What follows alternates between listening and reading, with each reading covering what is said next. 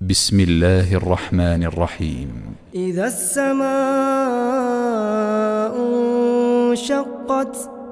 وأذنت لربها وحقت وإذا الأرض مدت وألقت ما فيها وتخلت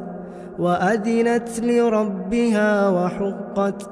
يا أيها الإنسان إنك كادح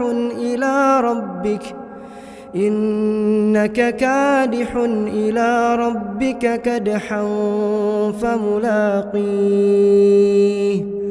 فأما من أوتي كتابه بيمينه فسوف يحاسب حسابا يسيرا وينقلب إلى أهله مسرورا وأما من أوتي كتابه وراء ظهره فسوف يدعو ثبورا ويصلى سعيرا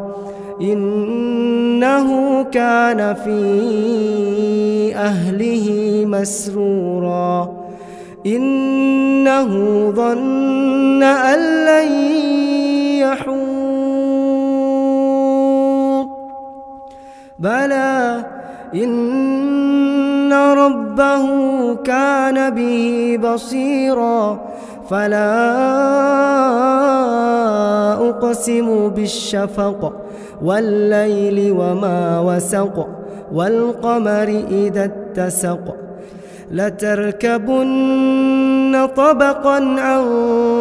طبق فما لهم لا يؤمنون وإذا قرئ عليهم القرآن لا يسجدون بل الذين كفروا يكذبون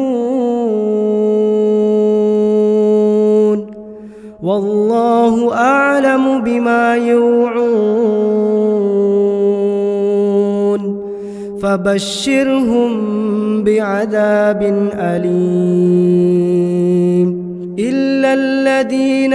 آمنوا وعملوا الصالحات لهم أجر غير ممنون.